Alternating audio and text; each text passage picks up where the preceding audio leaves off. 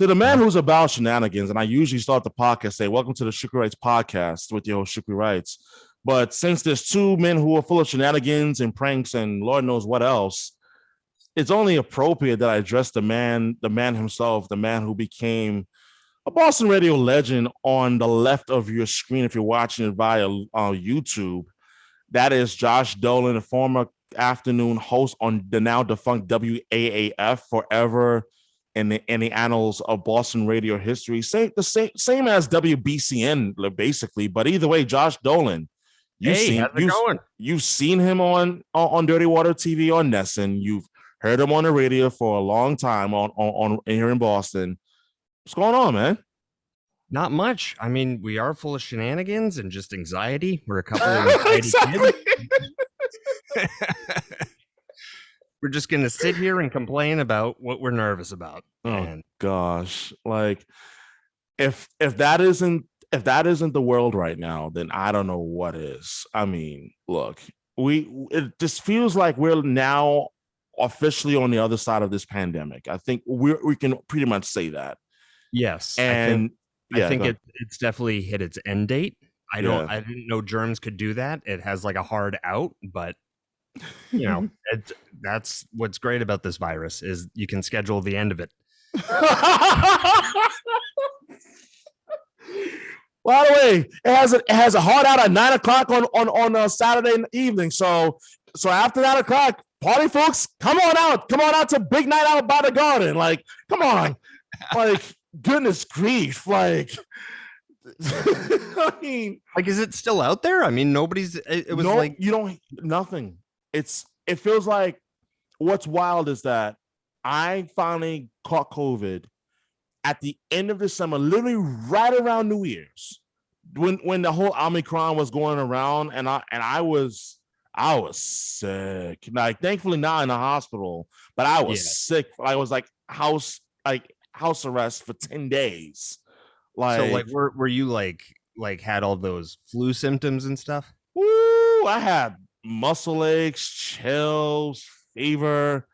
Man, I was feeling weak. And I don't mean I'm weak laughing. No, I feel as like I have no strength at all. Thankfully, I still had my taste, my smell, but man, I also had a stuffy nose to also combine all of that as well, which was I had the body aches and the exhaustion, and I lost my taste and smell, and everyone was complaining about that, and I kind of liked it. Why?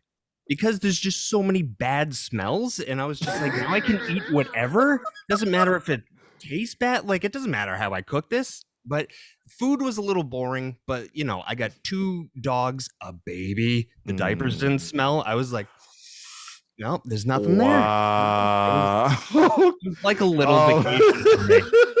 Sorry.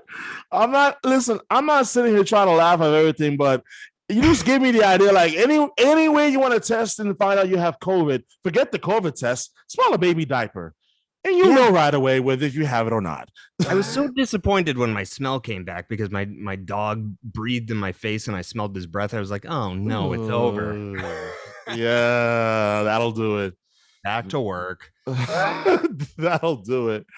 But I had to get you on the podcast because, like, from our first interaction on Twitter Space, and consequently, like, just like obviously following each other on Twitter, there was just something that just clicked right away, and I'm curious. Like, look, it is clear you are a character, a unique character in its own right.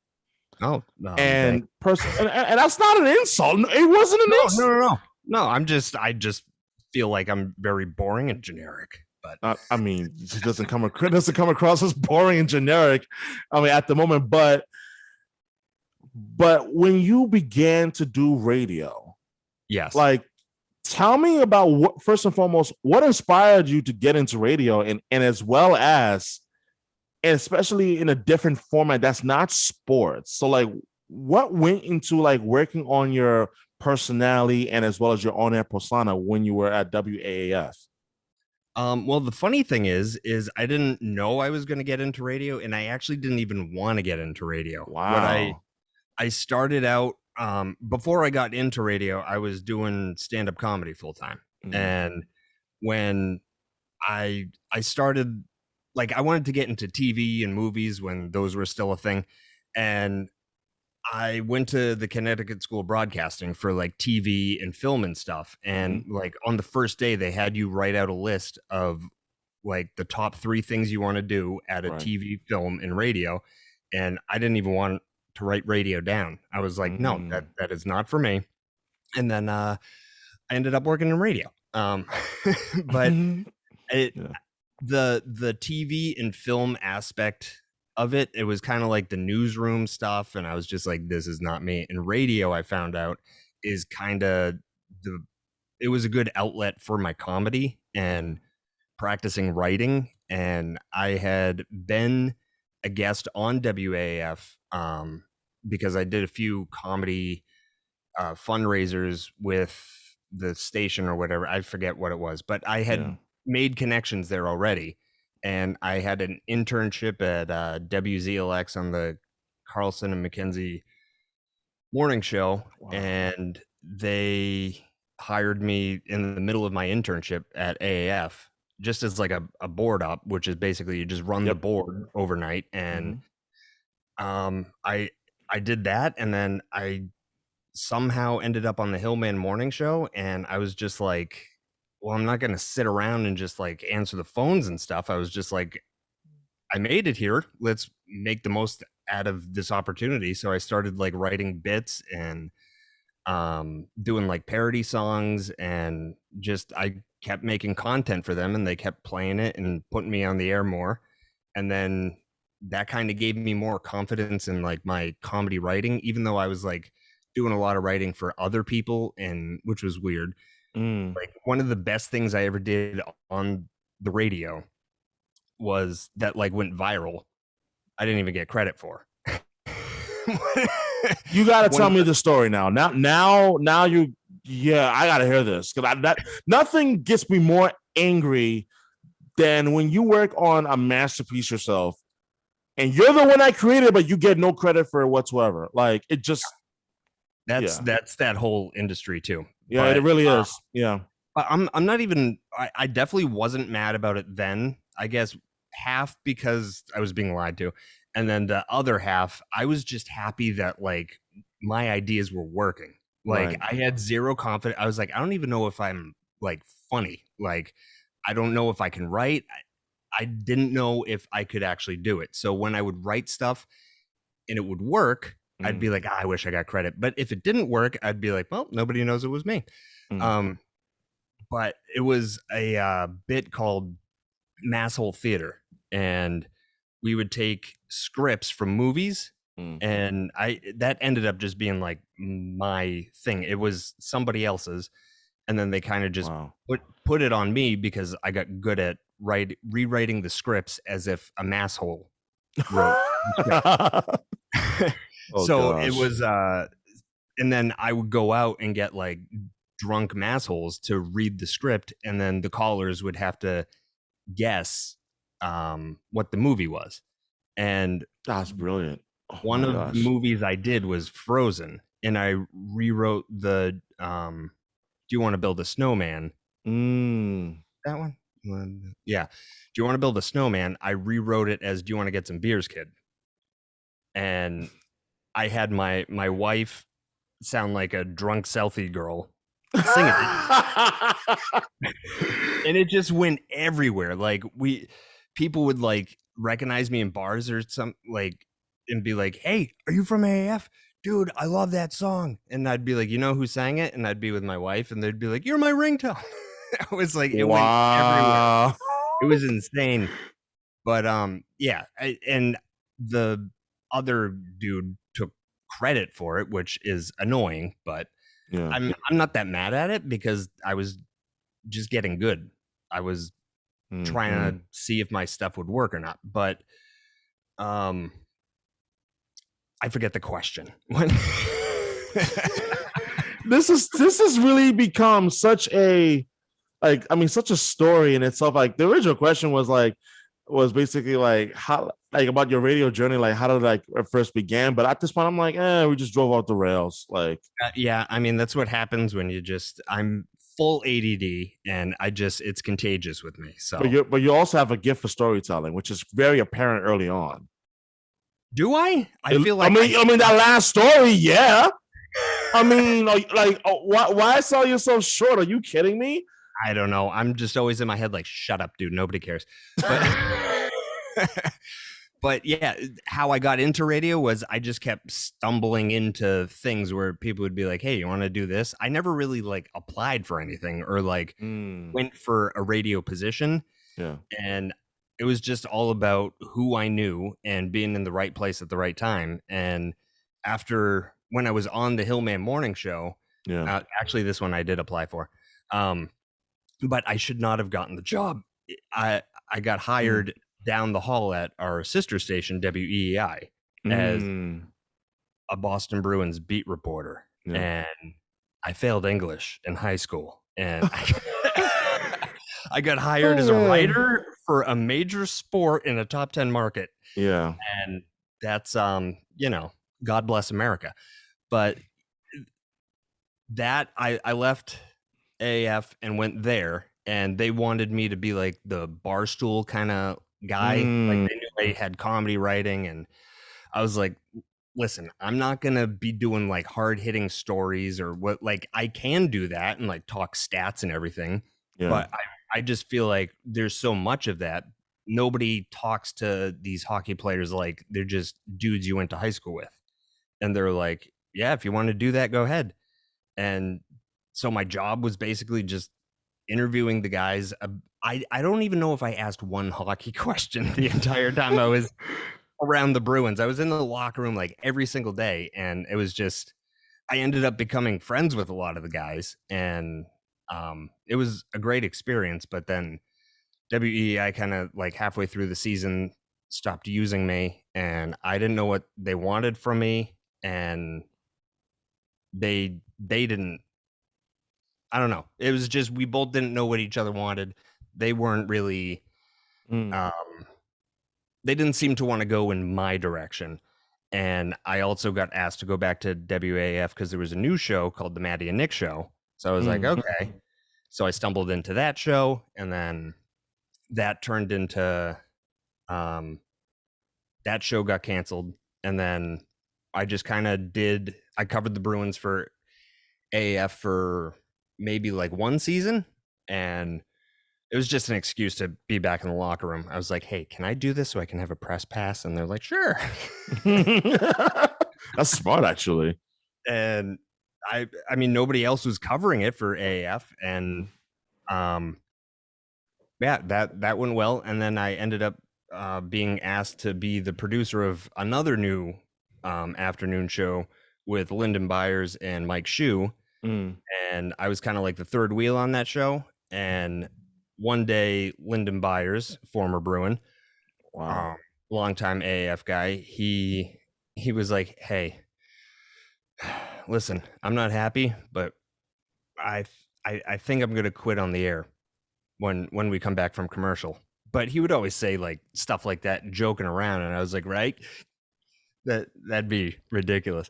And then we went back on the air, and he started like tearing up and getting choked up, and he quit on the air and walked out of the studio and just left me and Mike Shue, and we were like, what do we do? And that's how I became co-host of the afternoons on AAF. That's literally being in the right place at the right time. And I did that until AAF offered me my own show. And then 2 weeks before that, the company sold AAF, and we went off the air, and here we are. Wow. And this all happened in a span of how long? So I was at AAF for like 7 years, but from me going from the one afternoon show to the next afternoon show to being co-host to having my own show, that was about the span of like a year and a half. That's incredible. There was a lot of moves happening. Yeah, especially in radio. Like that's wow. Yeah. And I mean, I feel so lucky. There's definitely a lot of other talented people and more experienced people that could have been sitting in that seat, which was a lot of stress on me because I definitely had a lot of imposter syndrome every day driving home. I'd be like, who the hell do you think you are? You're on the radio. Oh gosh. I was like, I don't know anything about anything, and you're just talking into a mic. Oh my gosh. So like basically like you were just doubting yourself. Like I don't know, like me, I know for a fact that I'm a very confident guy. And like when you know you're able to do something well, you just do it. But you have this ability, you have this unique talent. Like where did the inside voices come from? And is that something that you constantly deal with on a day-to-day basis? Oh yeah. I mean, I hate everything I do. I'm always telling myself no before other people can say no. And like I know that I can do it. Like right now I'm like talking to a few other stations, and like a thought that I have in my head which has been bothering me where I'm like, oh, that job's mine. And I'm like, shut up, dude. That's like I don't want to for some reason I don't want to be confident because I feel like then that's going to get rid of like my hunger, or like I feel like part of what I do is like trying to be good, and I'm like if I start thinking I'm good, then I'm not going to be good anymore. I don't know. It's kind of hard to explain, but it's kind of like maybe it's coming from comedy, and I feel like all the comedians that were like I'm very funny, they weren't funny, and all the people that would be like, oh, I hated that set, I was like, dude, that was hilarious. It's like I never want to be the guy that's like I'm funny because that guy's never funny. Oh jeez. But I find that to be fascinating because like you come from a comedic background. Yes. And I've always been fascinated by people who do comedy as to like how do you create your content? Like what are the steps in the process of developing your content? And in your case, you use your content on radio, which is I think comedy on radio it's like a hand in a glove. It fits. Yeah. And that's, like I said, why I wanted to get into radio, because I was looking at people like Jim Norton and like all the comedians that would go on Opie and Anthony. Yeah. And I was like, or like back then, one of the only podcasts around was the Bill Burr podcast. And I remember listening to him just ramble and then seeing him live a few times. And he would turn some of the things he was rambling about into bits on stage. And I was like, oh, so it does help. And I didn't realize how it was helping for a while. I thought I was like, oh, this just ruined my comedy career because now I'm just full radio and I don't have time to do comedy. And it wasn't until I didn't do it for about 2.5 years, half because I got busy on afternoons on AAF, and then COVID happened. And then in October, I got asked to open a show for one of my former AF coworkers, Mistress Carrie. She was doing her live podcast in Drake It, and one of the Dropkick Murphys has a new band called Shadows of Boston, and they were debuting, and she wanted me to open the show, and I was like, don't say yes. And I texted back yes, and I was like, why did I do that? I don't remember any of my jokes. And also I hated all my old jokes because I was just like, that's not, it didn't feel like me. I felt like I was just pretending, or I was writing what I thought I should write like. Yeah. And like when I first started talking a lot on the radio, I was talking how I thought I should sound, like the radio version of me or the stand-up comedy version of me. And like I would get advice from older comedians being like, you got to find your voice. Like you're doing good, but you got to find your voice. And I'm like, I wrote those jokes. That's my voice. And and then I didn't realize until I did that show again that I just talked about like my life, and it was like I knew the crowd would half know me because they're all fans of Mistress Carrie. I was on the same station, so they might have heard of me. So I was like, I already know this crowd. So I started writing stuff, and I just talked about like some of the dumb things that I did behind the scenes at the radio station. Or just how idiotic I was about some stuff, and like talking about being a new dad. And it was like the best I ever felt coming off stage, where I was like, oh wow, like being on the radio did help because I found my voice on the radio. And then I brought it to the stage. And back to your question about the process, I don't know my process really. Like I don't write jokes down. Like normally if I'll say something or I'll do like a bit, but it's not a bit. I'm just like talking and I have a bunch of people laughing. I'm like, well, that just worked. Oh yeah. But you got to kind of figure out by doing it how to construct it into a joke, and it just comes from doing it a lot and finding out what your rhythm is. Yeah. Because there's a lot of people that I call cookout funny, where they're hilarious at a cookout or in social situations, and everyone thinks, or they think they should do comedy, and they get up on stage and it's stage fright. Yes. But cookout funny doesn't necessarily translate to the stage. I mean, I'm sure some people could do it, but I haven't seen it yet. And I like adapt it so that it can work on the stage. And I don't know. I don't really have a process. I think every comedian has a process. And I'm kind of even surprised that I ended up doing stand-up, because in school, when you're a comedian, the first question everyone asks is, were you the class clown? I'm like, no. Yep. I was the quiet one behind the class clown being like, yeah, do that. And then so you were like encouraging, like, no, just go ahead. Just it was like I was the head writer for the class clown. And that was me. I can really picture it too. It's like, hey, psst, just write it on like a Wrigley Spearmint gun wrapper the joke, and just slide it in there. Just say it. Just say it. I was the king of planting seeds, because I know who was crazy and would do what I. Like, you know what would be a great idea is if someone would go do that, and then they would go do it, and I'd be like, oh, that killed. Oh man.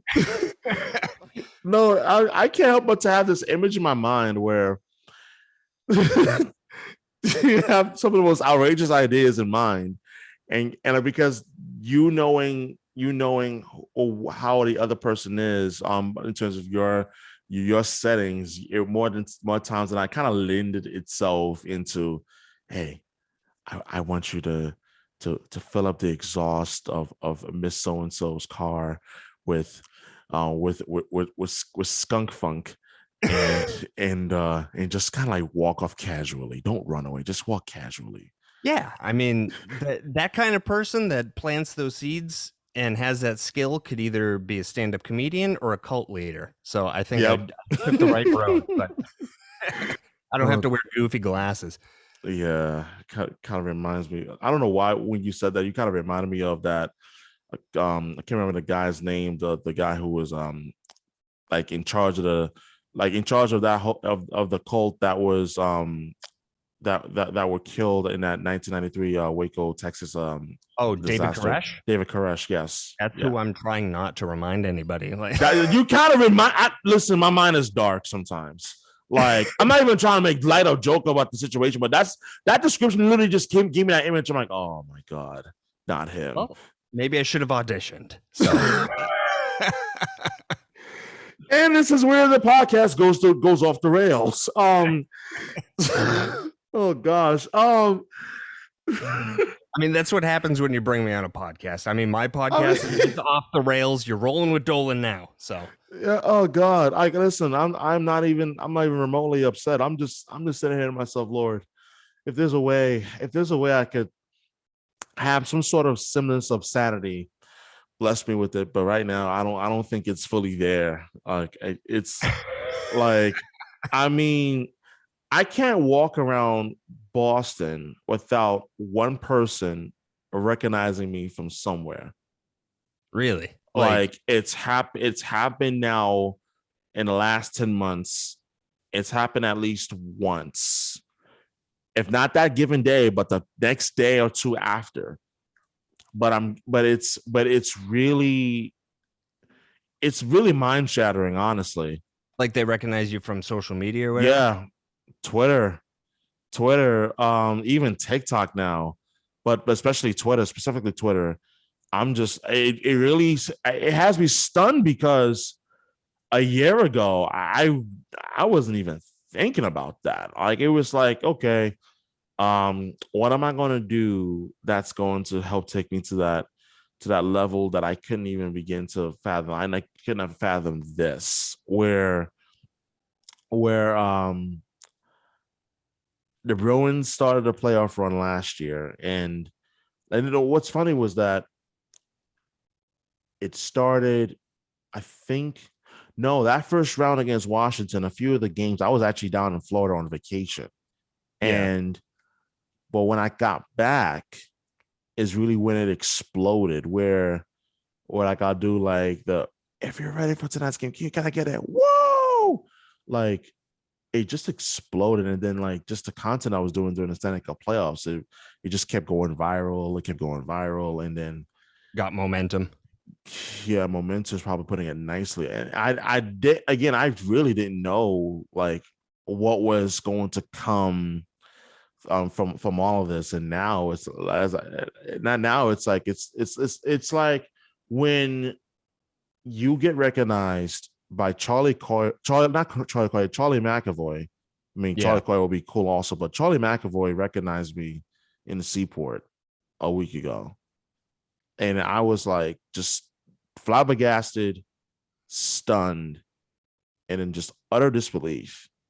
Like it's definitely a weird feeling to describe. It really is. Like when you grow up like idolizing, like the Bruins to me were, I mean, that was my whole life. I mean, they were like beyond gods to me. And I remember being like so starstruck anytime I saw them, like even just on the ice. And then like flash forward to like 2 years ago, I was crossing the street in Boston and the dude walking next to me was like, "Hey, Josh." And I looked next to me and it was Brandon Carlo. And I was like, "Did a Bruin I was like, "You recognize me." And wow. It was like, "Hey, dude, I haven't seen you in a while." And I was like, I know he knows me, but in my head, I'm like, he forgets who I am. He's a but it's definitely like weird too, like being at the Garden and like during the warm-ups and stuff and seeing like some of the players like look over and be like, I'm like,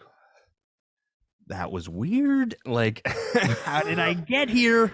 This is weird that this is happening. No, I get it because it's amazing when I think about it. Like I never would have imagined that it would get to the level that it's at now. And this is not even the ceiling. Like this is still rising. And someone asked me last night on Twitter, like with the new gig that I just been blessed with, am I going to still do like Bruins content? I'm like, yeah, that's not going to go away. I may have to be a bit more milder considering like who I'm representing now, and as well as like where I'm broadcasting games on. Like, so I have to be a bit more milder. But the idea of doing content like Bruins content like for Twitter and whatnot, even like TikTok, that's not gonna go away. Oh yeah, you just keep doing your thing and being the personality that you are. I mean, you don't want to like say cancelable stuff, but for sure. I don't know how tame. Well, I don't know. Maybe it's different for other organizations because I came from a rock station that didn't really have any rules. So like other radio stations I'm talking to, I'm like, you guys are kind of, oh God, I'm gonna have to tone it down a little. Oh yeah.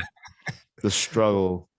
Yeah, but it definitely is a weird feeling when people at that level like end up knowing who you are, and they're kind of like almost not a peer, but you're like on that side of the fence now. And Yeah.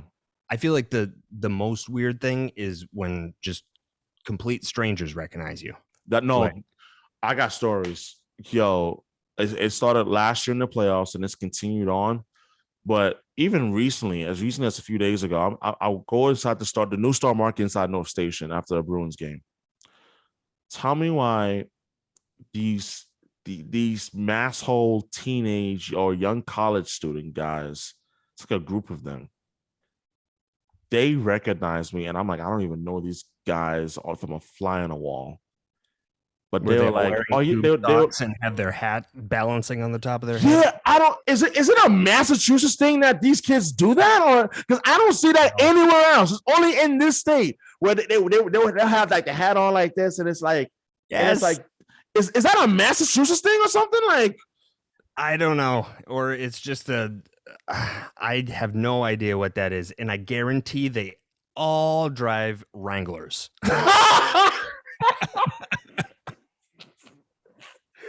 drive Wranglers or oh my god, wow, wow, dude, it was like I don't know these guys, but I'm gonna still say hello anyway. But this guy was like, "Are you that guy? Are you that guy?" Oh, a guy. You look familiar. You look really familiar. That I've got a lot of too. Like, you look really familiar. I'm like, from where? I don't know you. No, I've seen you around before. Like, so they'll pull up a video. I'm like, yeah, that is me. Yeah.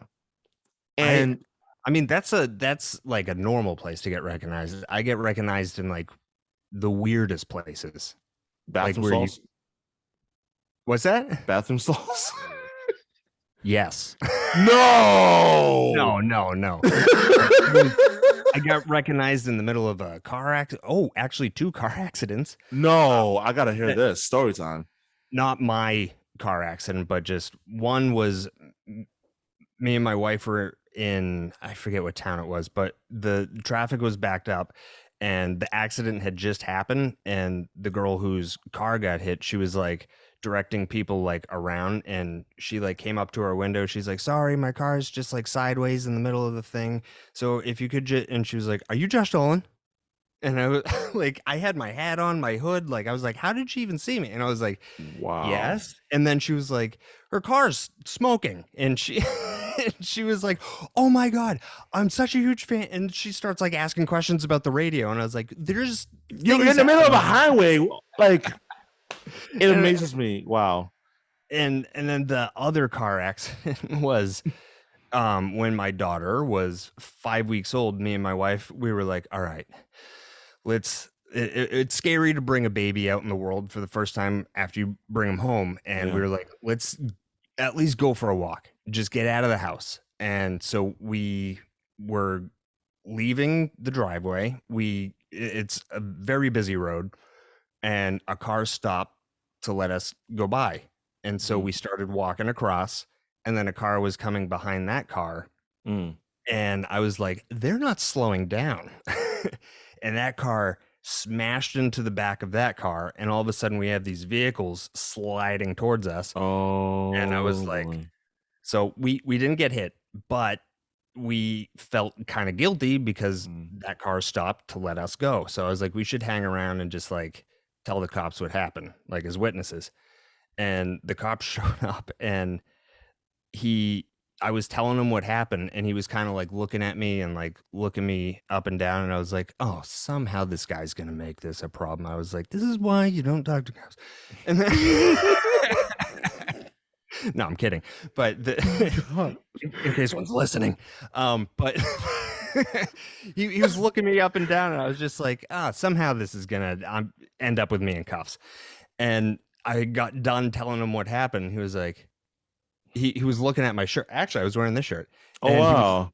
He was looking at this logo, and he's like, are you Josh Dolan? Do you do that podcast with Mike Shue? And I was like, yes. And he was like, love the podcast. And I was like, Wow. nothing about the accident. We can go. All right. Then I got recognized in the woods once. Okay, that's kind of creepy. Now you got to tell me like how, like what happened, like in the woods. Really Like, see, if it was me, I'm like, yeah, no, I'm getting the hell out of here, like now. But go ahead, please. Well, it wasn't like a trail in the woods. It was a bike trail, and it was just like we were way out there, and a mountain bike drove by and then slammed on the brakes, and he came back. He's like, "Can I have a picture?" Oh shit! Sure. But whenever somebody is like, "Are you Josh Dolan?" I always think like I'm about to get served. Like, you board papers for me. What did I do? Like, you were the guy who absolutely embarrassed me that one time. Like, oh God, would you shut up? Like, put a sock in it already. Thanks. But I mean, getting recognized in the garden is kind of a safe place. It's a safe place. By no means what I'm saying is a complaint. It's just what I'm saying is like, it's just shocking because a year ago I could not have imagined any of this. No way. I kept telling myself, you're going to get pretty popular and pretty big, and you got to be ready. I could not have imagined this. Like, no way. And it's funny because I tweeted something out the other night. And I tweeted something this was late Thursday night, early Friday morning. So it was right in between that time period. And I tweeted out saying that, you never know how your life can literally change overnight.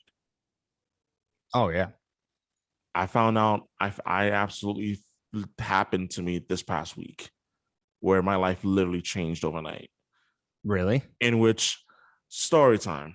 So for those who are watching and have not seen the tweet or saw the major news that I dropped on social media, Twitter, Instagram, or if you're even fortunate to be friends with me on Facebook, I am now the newest play-by-play broadcaster for Brown University Athletics on ESPN Plus, courtesy of Learfield.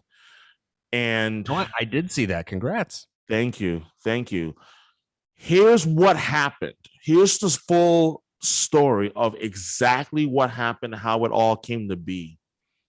So Thursday, now Wednesday, I was, this past week, I'm not gonna like hold no punches. It was really, really tough emotionally and mentally. And the reason why was because like this week I knew it was going to be an emotional one because like the anniversary of my uncle's passing, which is on Monday, is coming up. So all the events leading up to that date, March 14th of last year when he passed away, was going to really start to come to surface.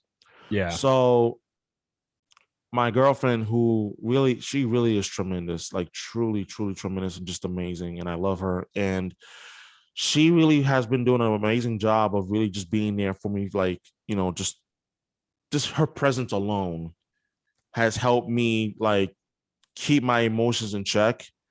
Yeah. And so Wednesday night, I'm just like, I just want to watch TV and just relax and just not be bothered. Turn the brain off. Yeah. And it's hard for me to do that because anxiety, more on that in just a moment. And Thursday, I'm just in a funky effing mood. Like, I didn't want to talk to anybody. My girlfriend was the one who checked in on me and see how I was doing, knowing like what was going on and what was coming up in terms of the anniversary in my emotional state. And I was like, all right, we talked, and and she was like, listen, I'm going to take you out to dinner. Like, just don't worry. Like, I'm taking care of it.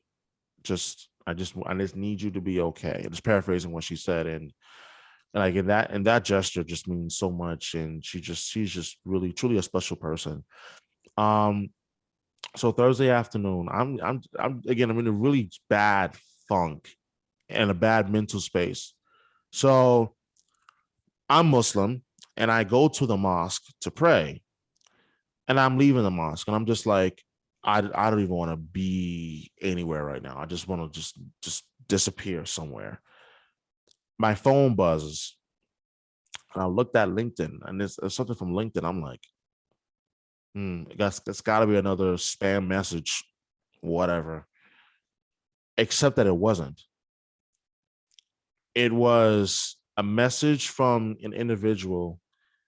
I gotta pull this up because it's truly just astounding. Just how this all came to be. I gotta give you like the full blown story. And this is the beautiful part about podcasts is that you can actually just drag this out. But exactly. Exactly. So this individual, I'm not going to give away his name for privacy purposes. He was a coordinator of athletics of multimedia at Brown University in Providence. He's like, hey, good afternoon, Shukri. My name is blah, blah, blah. I'm the coordinator of multimedia production at Brown University. I saw your LinkedIn profile. Wanted to reach out to gauge if you had any interest in potentially broadcasting opportunities here at Brown University. So when I saw the message, I was like, oh, so they reached out to you? Yeah, God is my witness. I didn't reach out to them at all. They reached out to me. And it blew my mind. And I'm like, huh? How? Where did this come from? It literally just out of nowhere. Out of nowhere. And what's even more remarkable, before I even continue on, is this, and there's a backdrop to that for a reason. About roughly 2 months ago, I was actually prodding around local universities to see if there were any broadcasting opportunities, like whether it would be BC or BU, like to do their games and whatnot. Yeah. Nothing at all. Even there was another school that I also reached out to. I can't remember at the moment, but it'll come out to me at some point. But even nothing, which is nothing all across. I was like, you know what? All right, I'm just focused on doing my radio right now, doing my radio talk shows, talking sports content, Bruins content, blah, blah, blah, boom. And I get a message from the individual. He was like, let me know at your earliest convenience. Thanks. He sent that at 2:09. It took me all of but 2 minutes.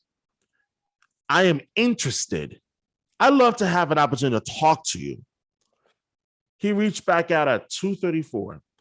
What's your best email just to reach you at? Send him my email address.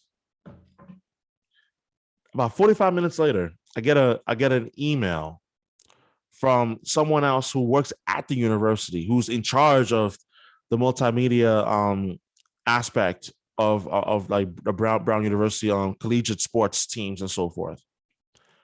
And she's like, so my colleague reached out to you and saw your LinkedIn profile, and you just have a amount like some really tremendous stuff, and plus the highlight reels of the games that you've done already.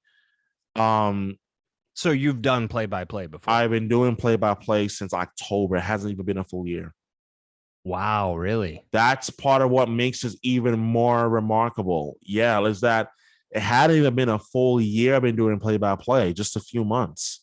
And I post the videos on LinkedIn. It's there, it's like on my profile and everything. Yeah. And she's like, so like do you have any stuff to send me? I'm like, yeah, sent it. And she gets back to me, and her response is, remember, as clear as day, it's in my email. Do you have time for a phone conversation today? At this point, my heart is like, huh? This is now all in a span, by the way, in a span of 2 hours. On Thursday, in 2 hours, I go from being in a bad place mentally and emotionally to now talking with someone at Brown University, Ivy League, to broadcast their games as a play-by-play broadcaster. At this point, my mind is like, this cannot be real. There's no way. That's how those things happen, though. It's like 1 minute you're just like, there's nothing going for me. And the next minute you're like, I can't believe I'm in this position. Like, it came out of nowhere. It really, in my case, it really did. It truly came out of nowhere. It's a blessing from the Almighty. And I got a phone call from a Pittsburgh number. And I'm like, it's probably someone who lives in Providence who is probably an out-of-towner. So I'm just going to say, hello. I thinking there was going to be a spam. I was like, hello. Hi, is this Shukri? Yes. And with whom am I speaking with? Hi, my name is so-and-so from Brown University. Blah, blah, blah, blah, blah. I'm like, oh, this is real. Oh, Just got even more real. Yeah. So I'm like, yeah, hi, how are you? Good. So I saw like your email and everything, and I want to take the time to just talk to you like today. And I was like, I'm all ears. Please, let's talk. So right now we're looking to like expand our broadcasting pool. And we really have an opportunity if you're interested in. And I'm like, if I'm interested, in my mind, I'm thinking to myself, if I'm interested, come here real quick. Do you not understand that I am willing to bust my ass for this? You damn right I'm interested. Let's talk. But I had to be mad. I was gonna say I've had that feeling on the inside too. And yeah, I'll say, internally, this is what I'm feeling. I didn't verbalize it, by the way. But it's gonna come out as, I'll think about it. I'll get back to you. Yeah, like you had to be mad coy about it. Like, I'll just think about it, look at my schedule, and just I'll get back to you about it. I got a few pots on the stove, but we'll take a gander at you. And like so. At this point, I'm having a conversation. The conversation is going great, and like she goes, we have like a lot of college teams, like, and I didn't really, because honestly, up until that point, I hadn't really known about Brown University. Yeah, and it turned out that they are an Ivy League school, and I was like, what? I didn't even know that. Neither did I. All I know is Hermione went there. Get out, sir. Get out. That's all I know. That is a Harry Potter reference, by the way, folks. So at that point, I'm like, okay. And she goes, like we have like a lot of teams, like, and we're on the phone. I'm going to it. And I'm like, oh, wow. They have a college football team. They have 34 varsity teams, like baseball, basketball, hockey. I'm like, baseball. I'm like, huh. And she was like, yeah, like our school is basically contracted with Learfield, and our games are broadcasted on ESPN Plus. I'm like, excuse me. Now I go from being at ease to fully at attention, if you know what I mean. Pun intended. So I'm like, huh. I was interested before. Now I'm like, you better be offering me this opportunity, because don't play with me. Call games on the same channel as the NHL? Yeah, same channel as the NHL is on ESPN Plus. Yeah, calling games, that's going to be on ESPN Plus for a national audience. And then you get your foot in the door there, and then somebody goes down, somebody catches a Me Too case, and then they call you. I'm telling you, when they offered it to me, I was like, I was speechless. I was at Maverick Landing over in Eastie when this happened. And it was literally a short time after baseball had announced that it was coming back from the lockout. And now, mind you, the conversation ends. They were like, oh, we're gonna CC so-and-so, and I'm gonna send you the actual contract. And I'm like, contract? No, there was an actual contract from Learfield. And I'm like, this is effing real. This is not a gimmick. This is real. This is actual business contract with Brown University and Learfield broadcasting games that is broadcast on ESPN Plus. Okay. All from a LinkedIn DM. Literally from a LinkedIn DM. Out of nowhere. You know what's crazy is I've gotten DMs, I call it an inbox on LinkedIn like that too, Yeah. but I always think it's spam and I just don't respond. If anybody who's going to be watching this, you probably may want to check your DMs but no, seriously, like check your DMs on LinkedIn because you just never know. Like I'm not even trying to be funny, but you really truly never know when an opportunity is going to come knocking at your door. Yeah. And I am living proof of that because I did not apply for anything with the university. They came and found me. So that told me that it was definitely the Almighty. Like I'm not gonna sugarcoat it. Like it just came out of nowhere. And when I signed that contract yesterday and sent it back, and I'm like, look, this is, and I was telling my girlfriend this when we were at dinner on Thursday night, and I told her I just got an opportunity that is going to change everything, and I mean change everything. And she was just like giddy. She's like, okay, what is it? I'm like, I'm not telling you the details yet. When I signed the contract, yet you guys, because there was an actual contract emailed to me. I'm going to sign it and I'll tell you the full details. And I did. And so, like, moral of the story is if you're currently busting your ass, working hard, and you're passionate, especially in our industry in media, you just never know. You never know when that opportunity is going to come. It happens when you least expect it. And I'll never forget something. Very true story, by the way. I had Andy Gresh of WEI on my podcast a year ago. Yeah. And he said something in the podcast, which any of you who listen and follow the podcast along for a while now, you can go back and listen to that specific episode from February of last year. Andy Gresh of WEI when he joined. He said to me then, you usually get your opportunities when you least expect it. Is never on your time. Exactly. And he was right.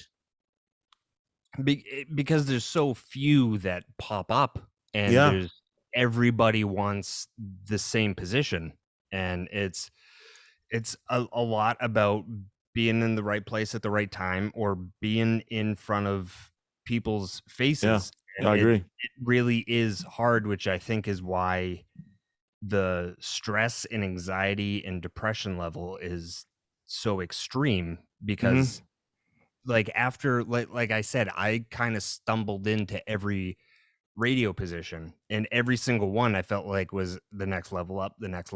Like I just kept doing things I never thought I would be able to do. Yeah. And it just kept being like, can you hear me? Yeah. I just want to make sure because my audio level was not even like flashing at all, but I just want to make sure. But no, please continue. Oh yeah, you're loud and clear. Perfect. Go ahead. But it's I forget what I was saying. You were saying that like because like the opportunities are so few and far and in between that that it's like every time I stumbled into the next level or a new position, I'd be like, oh my God, I'm so lucky to be doing this. I'm so like thankful. I can't believe it's me. And I would feel like this is my last, like this is it. Like I'm not getting anything after this. Like I'm peaking right now. And then I would get something else and I'd be like, okay, now this is it. Now they're going to ask me never to come back. So I kept thinking like this is the end of the road for me. And each time I like was in between things, the stress and just panic feeling of that it's over is definitely not. It's real. Oh yeah. And like even though my podcast is very successful and we have a lot of WAAF listeners listening to the podcast, it's like I don't want to just be doing the podcast. Like I still miss doing Nesson. I miss like doing other things. And even though radio isn't what it was, even like from not like 3 years ago, I still miss live radio and doing it. And I just miss like, I don't know, like you were saying, being down down in the dumps and stuff. Like I've been in a dark place for a few months now, and I'm just like, I don't know. It's like hard to stand up sometimes, Yeah. and it's it's hard knowing that like maybe that was the end of the road, but then I got to remember like I have a podcast. Like I know it's, to me it's whatever I do, I feel like it's probably not that big of a deal because I'm involved. Gotcha. So it was like whatever radio show I was doing, I was like, well, this isn't like, on any kind of professional level because they hired me. And I think it's kind of like the comedian Groucho Marx once said, I'd never want to be a member of a club that would have me. It's kind of, I don't know what that is, but that's exactly how I feel. And just knowing, I heard a stat on getting an on-air position in radio, or getting like, especially in the top 10 market in the country on one of like the major stations, is you're more likely to be accepted to Harvard Law than you are to be in the position I was in, or you're more likely to make like a professional football team. And it was like, just hearing all that, I was like, well, I gotta be I felt like I wasn't grateful enough. I was like, because it turns into just work. Like, like you're not all like starry-eyed and bright-eyed and bushy-tailed the whole time. It turns into work, and then you'd start complaining just like you were working at Staples or something. But and then once it goes away, I like, even now I'm just like, I can't believe every day I wasn't just like freaking out, like, look at what I'm doing. But if the podcast got taken away from me too, I'm sure I would think that. But it's, you never know when it's going to happen, and I'm just trying to figure out what my next move is, because I'm like, do I just want to be doing this? Like, do I hammer at comedy again full time? Yeah. Which I don't know that I do. Like, I like doing comedy, but it's just that business and that job, I feel like, is a if you're not at a high level, it's kind of for a single person. And being married with a kid and trying to buy a house, I'm like, I can't be hanging out at a comedy club until 2 a.m. to talk for 15 minutes. I mean, I don't know. I'm just trying to figure out what my next move is. And I'm like, do I go drive a trash truck and do the podcast?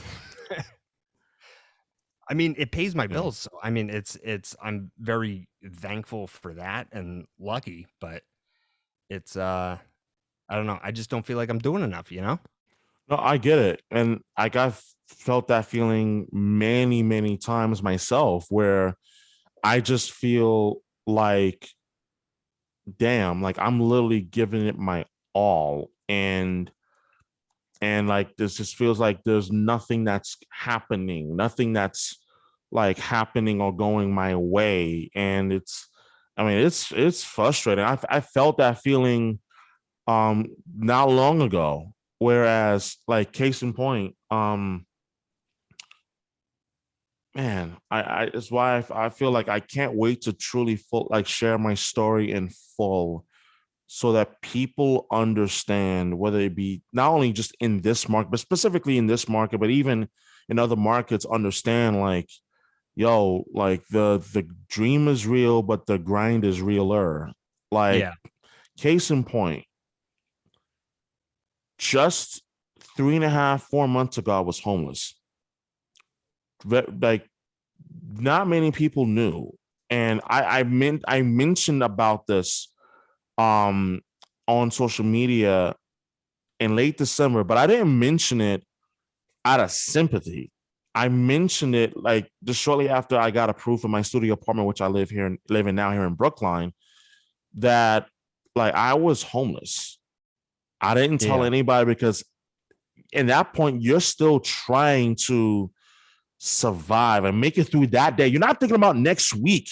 You're not thinking 3 months from now. You're thinking about surviving right now, surviving the day.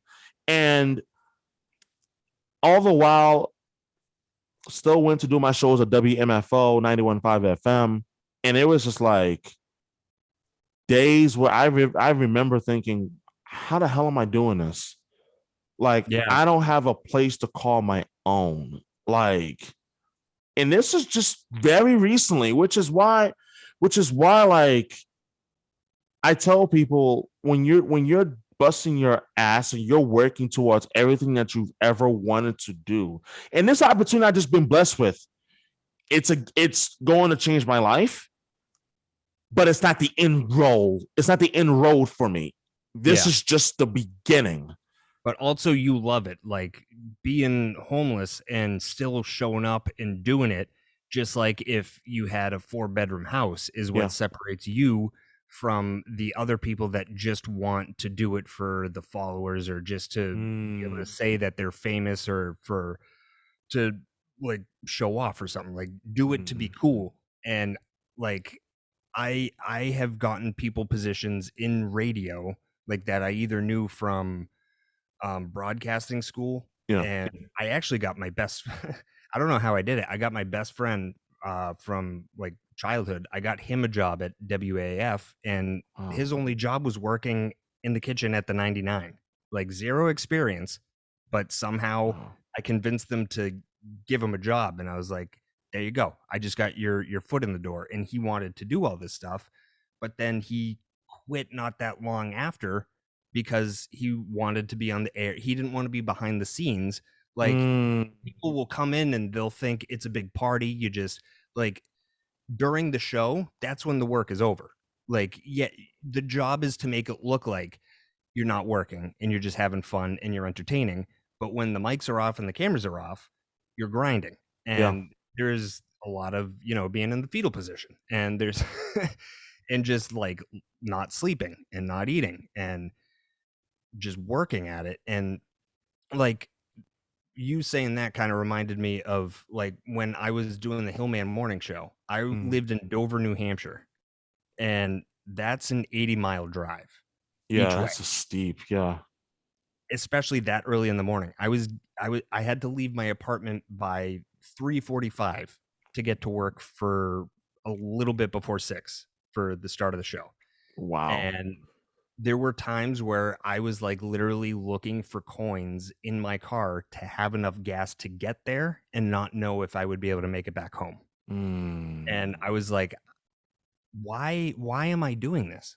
Like, I am literally starving. I do not feel good. Like I was in a terrible position, and I was like, I could be making so much more money doing something else, even just like because I was still at like an entry level pay then, and I had no money. It was like a complete anxiety attack. Like, am I going to be stranded? But I still did it, and I don't think I would have done that for anything else. And I think that's what separates somebody who will do well in the business because you've put in the work, you love it, so you're going to put all you have into it, and doing stuff like that proves it. Because I mean, you'll do it with no money and you'll do it with money. And other people everybody wants to be rich and famous. Nobody wants to do the work. And when you do it to be rich and famous and not because it's your passion, then you're already done. Wow. And it's one of those key points that you made, in which that like during those times where like you're literally freaking hungry. I felt that because even recently, like just recently as a week ago, I'm doing radio shows and I am freaking starving. And the only thing I'm eating is a small bag of those trail mix things with M&Ms in it that I would buy from CVS and Seaport. That's it. Literally the whole day until I get home. Then I'll cook dinner. Like people, I feel like, and this is just a general point for those who don't understand the grind that it takes, because you've been in it. I'm in it currently. You've been in it, and you're still in it even now. Your name still carries weight like in this market. And you talked about literally searching for pennies just to be able to get to your job, that to get to do something that you're passionate about, working the Hellman show on AAF. I can't even count how many times I was crying on the way to work. Like, I mean, that is so freaking real, which that people think that it's glitz and glamour. But the thing that I think about, and this is really where like the passion is going to really shine through, like from here to the end of our discussion, in which that you got to be willing to work for free. Some people are like, oh hell no, but that's real. That's why a lot of those people that I helped get jobs within 6 months, they were all gone. And I have people in my life like that I've proved wrong, but they would be like, well, how much money are you getting for that? I'm like, nothing, but it's a bigger picture. Like, right. Yeah, I'm not getting paid per thing. Like, there's no paper trail for all of this, but it pays off somewhere down the road. I don't know where it is, but I know it's going to happen. Mm-hmm. And so and also what's weird is when you're in that kind of position and you're grinding so hard, and then you finally do get like things start happening. Like, I remember being on the radio and like getting recognized and being like, thinking like, oh, they probably think I have money, but I have like $2 in my account. And I've had several people that I went to high school with be like, oh, well, Josh is well off. I mean, he's on the radio. I mean, he's rich now. And I'm like,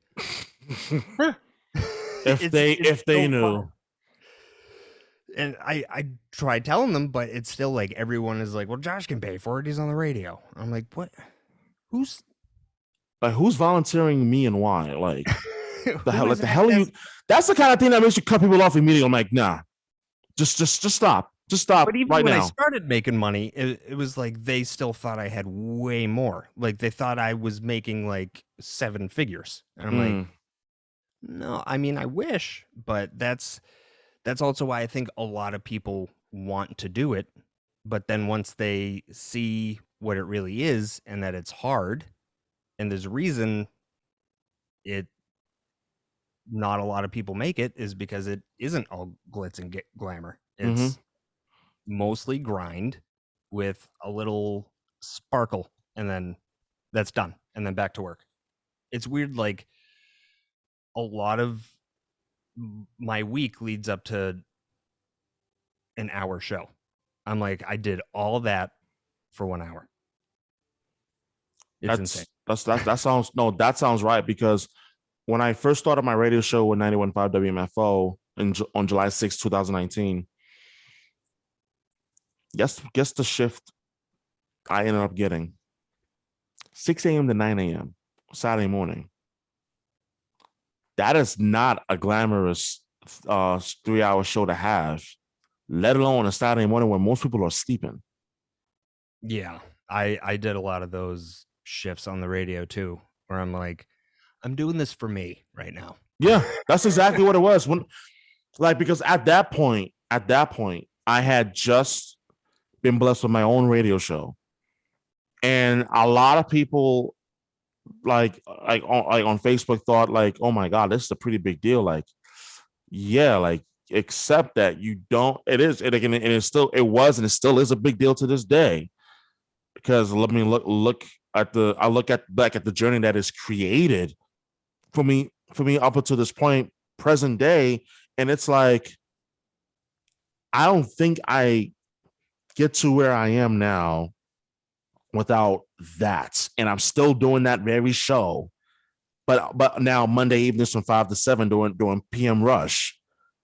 And what I'm saying is, doing those those non-glamorous shifts, like whether it's even overnight, like it's tremendous, but still, Yeah, you just Those, got to be willing to eat shit for a while. yeah, basically like either eat crap or probably eat like crap, not willfully, but because you're trying to do what you love and you're trying to do what you believe you are talented enough to do. And I just think that That's where you get good, is in those mm, spots. You find your voice, you get confident, but it's also where if you want to make money and you want to get paid doing this, like being able to, like, I mean, I could be washing toilets right now, yeah, but like you got to be willing to show your worth if you want to name your price, and that means doing the work.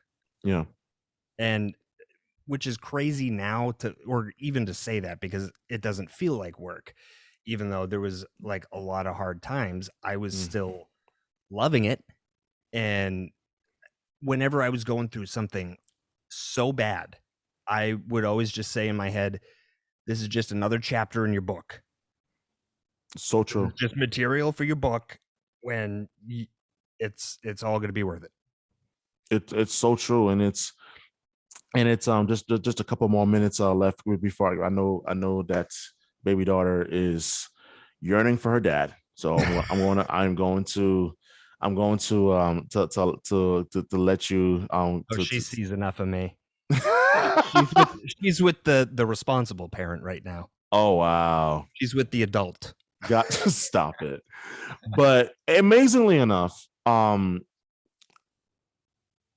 of the reason why I do this, because I want people to see, and I don't do any of this for show. Like, if people knew that I grew up in New York, listening to radio. So started with news radio. My father is literally the biggest reason why I'm in this industry right now. And the reason simply because he, every morning when I was a kid in the late 90s, going to school, weekday mornings, flip on the radio to 10 wins.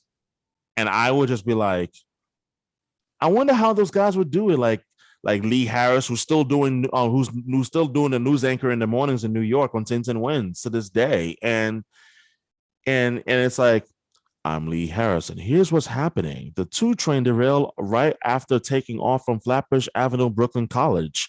No one was injured, but there's an investigation underway. Like, hearing that, it's like, how do you do that? I want to do that. I want to do that. But then sports took over and the Yankees became my life. And it was like, okay. And then when I was 12 years old, I discovered sports radio, WFAN. And I was like, oh, you could talk sports on radio? Sold. Yeah. Sold to the highest bidder. Let's go. How do I do this? And at 12 years old, you're like, that's incredible. How? And it's amazing to think that all those years later, this is when I was 12. I just turned 30 last October. So that's like, this was summer of 2004 when I first started listening to FAN. I started listening to Mike and the Mad Dog. That was the first radio show I started listening to. And from that to now, and even as I still continue to work, it's like I have a deeper appreciation. The first real insight I had into the business was fall of 2015. I was hired as an intern for ESPN New York 98.7 FM. And I remember thinking just how fired up it was. And it was a paid internship at that, working for ESPN Radio in New York. Wow. Yeah. But the money wasn't even what sold me. It was like, this is a radio station that I literally listened to. I listened to freaking Stephen A. when he used to be on 1050 ESPN New York, 1050 ESPN Radio in New York.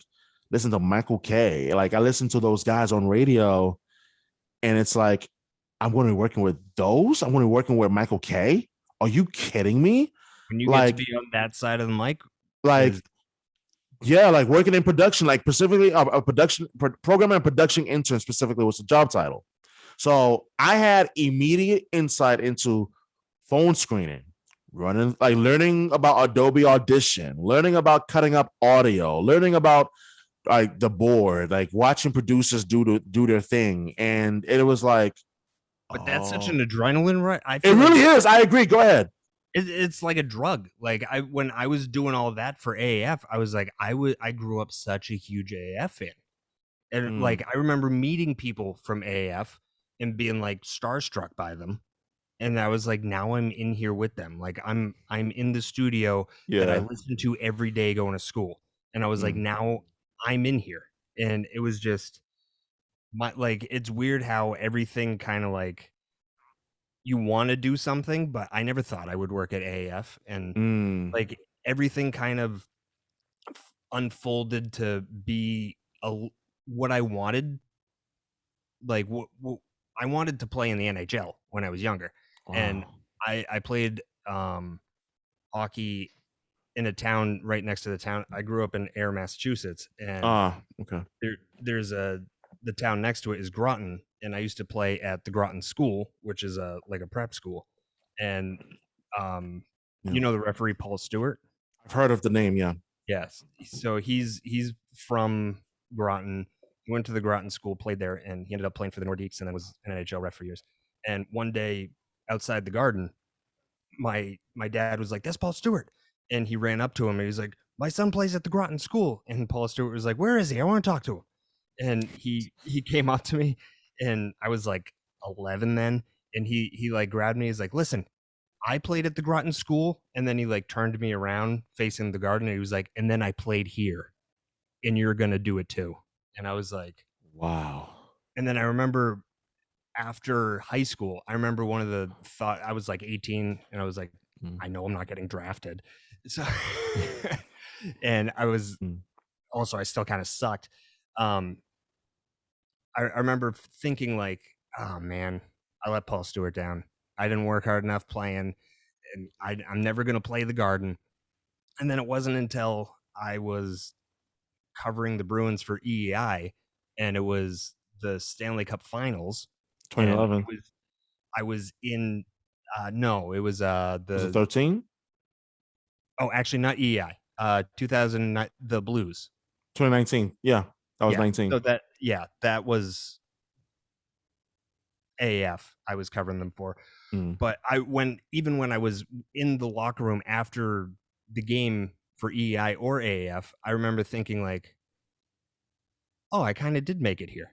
I was like, out of anybody on my varsity hockey team or like anybody I went to school with, I was like, who else is in an NHL locker room right now? Especially the Stanley Cup Finals. And I was like, oh, he was right. I did make it here, but just not the way that I thought.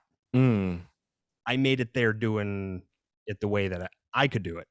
I wanted to do it playing hockey, but yeah, my problem was I was more concerned about looking cool while I was playing. I was more concerned about my paint job. So oh, jeez. You know, I didn't want to go to practice, but I wanted to score all the goals. And oh man. So I did make it there. And so I was like, oh, okay. I made it, Stewie. oh, jeez. Oh man. But when you talking about the story, I was like, wow, like summer 2019, like not summer, but spring 2019 was wild. And I don't think we really knew just how wild it was. Of course, like, you know, retrospect is everything nowadays. And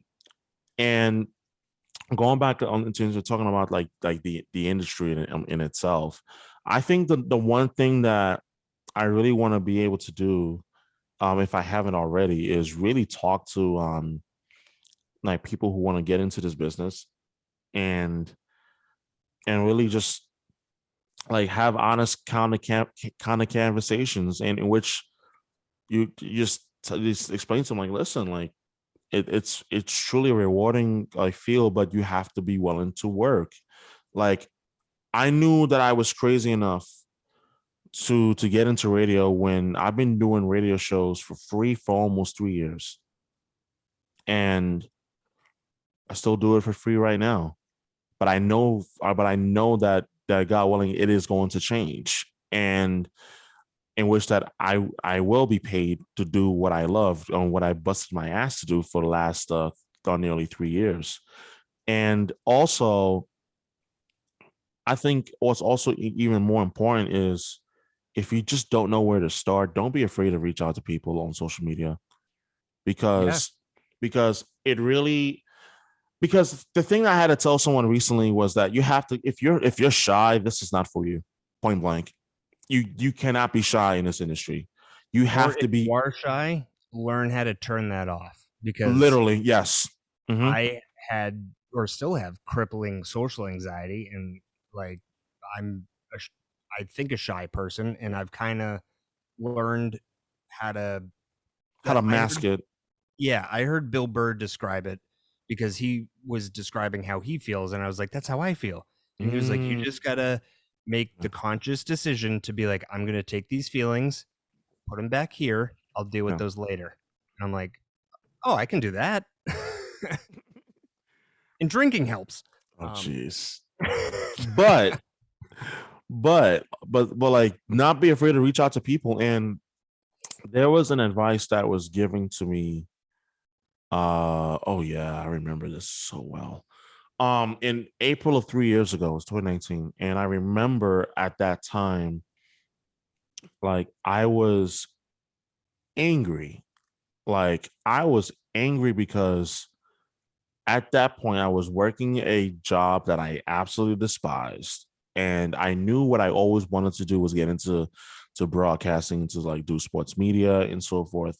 And I was like, how the hell am I going to do this? Like, and the woman who I was dating at the time, um, she was just like really blunt and harsh, but she said something that stood out, and she was like, you need to reach out to people who are already in the industry doing what you want to do. And I was like, all right.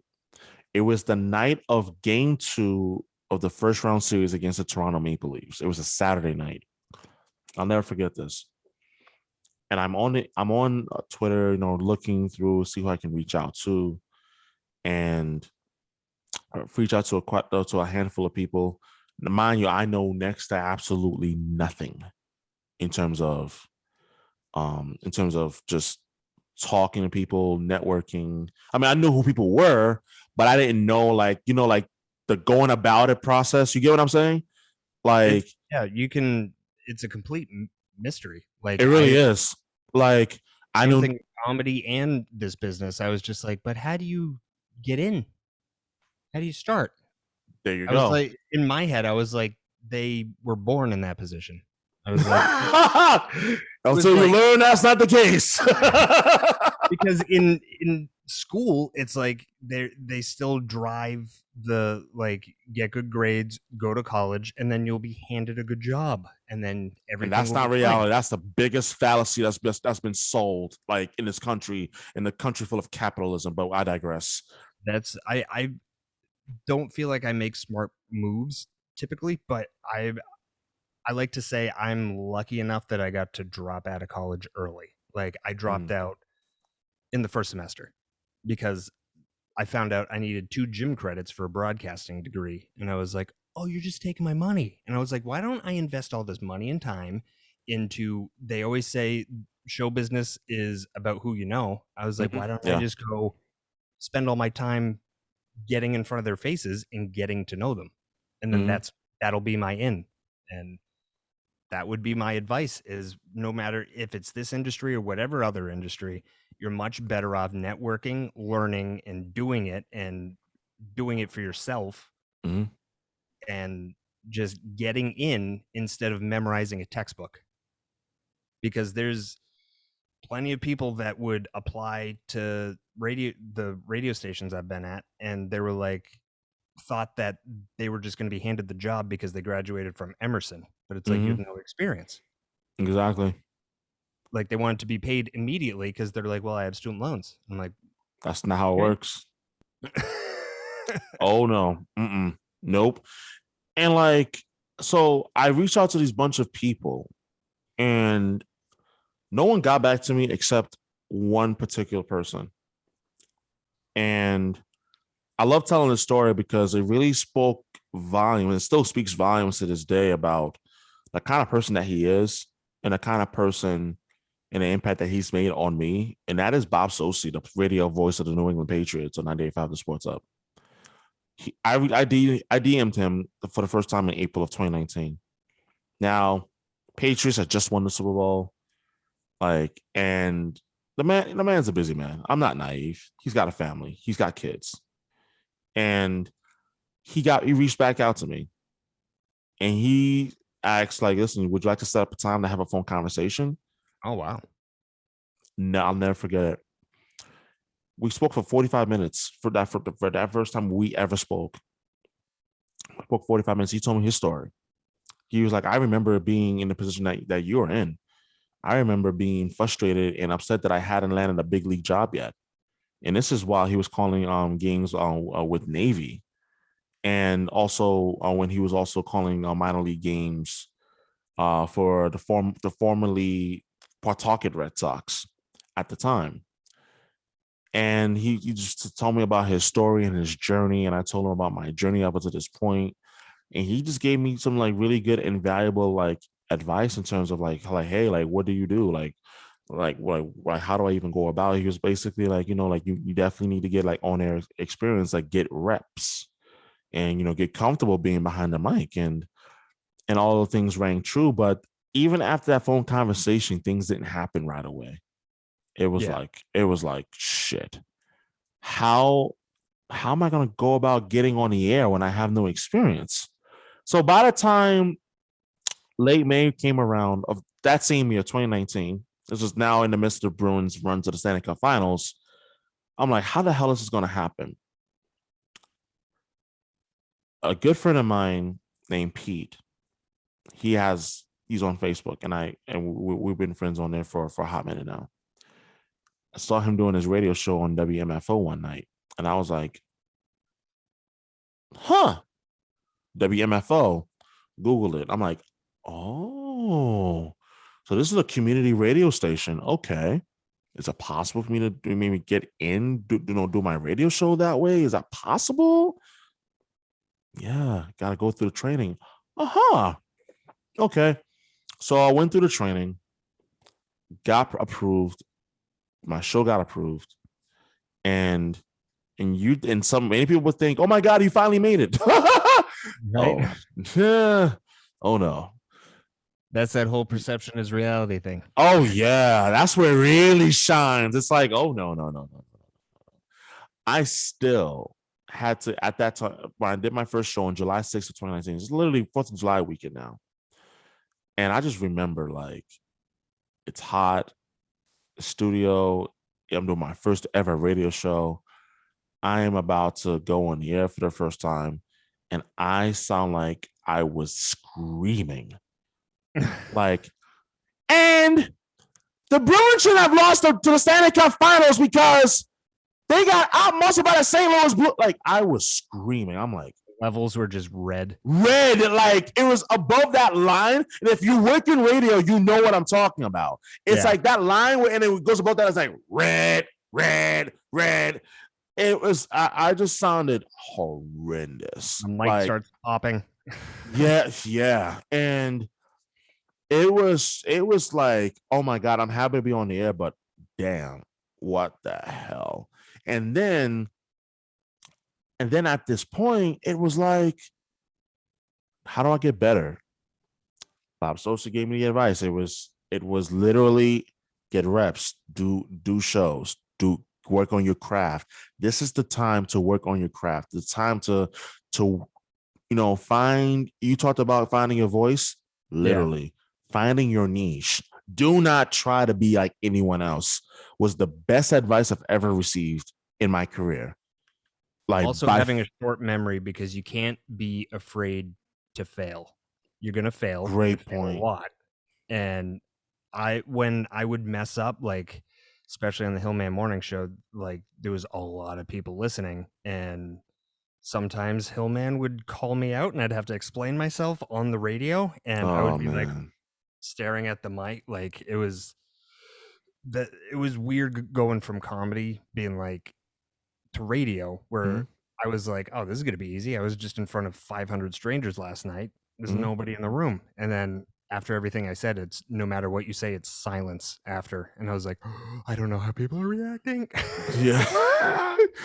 And so that being that nervous can make you fail too. But in my head, I was just like, no, this is good because I'm never going to do this again. Oh man. But those moments like really like it cultivates you. And to just like wrap things up, it was like, okay, I kept on doing this. Now, for some reason in December of 2019, I literally left the job that I was working at the time at the Brigham and Women's Hospital because I said I want to do this full time. And thinking that it was just going to happen overnight, like I was applying for another office job at IST Management and Services, was the dumbest thing I could have assumed and thought at that time, given that how little I knew about the industry at that point. And whoo, you talk about those hard times earlier in the podcast. Yeah, it was hard times. And I just remember like those first couple of months of 2020, January and February, literally waking up at 3:30 in the morning to go to WMFO in Medford. This is when I was living in Brighton at the time. And just getting up, doing those 6 a.m. to 8 a.m. shows. Once I did a 6 a.m. to 9 a.m. on a weekday and just busting my chops and killing yourself physically and mentally. Literally, like going through the mental anguish. I'm like, this is what I want to do. Let's go. This is all what I've always dreamed about doing. Let's go. Like, in summation, I feel like people see the end result, but they don't see or fully understand the work that it takes. They think it just suddenly happens where, oh, you just go online and you apply and you just get the. That's not how this industry works at all. Yeah. Well, those people find out, but also that means you're doing your job. It means you're doing a good job is if it looks like you just walked in and you're like, all right, here we go. Like if it seems like it's hard, then people are going to be like, well, I mean, he's not doing that well. But it's definitely, yeah. Like you said, like you thought that was it. Like my first few like years in radio, that was definitely a blow where I was like, I finally made it. And then I would be like, wait a minute, there's no money here. Oh wait, I'm not getting credit for everything. And it was you gotta fight. It's definitely a cutthroat industry, but it's definitely all worth it. I luckily made the decision to shut my brain off for 10 years. And I was just like, don't like take anything personally. If like, don't give up. And then it was weird that like a few months ago, I made this like when I was a few radio stations reached out to me and I was reaching out to them. And I just got so sick of attaching my resume, which when I was redoing my resume, I was like, holy shit, I did a lot. And I was like, I was looking at like a lot of my folders and stuff on my external hard drive. And I was like, I'm to the point where I've done things that I forget about.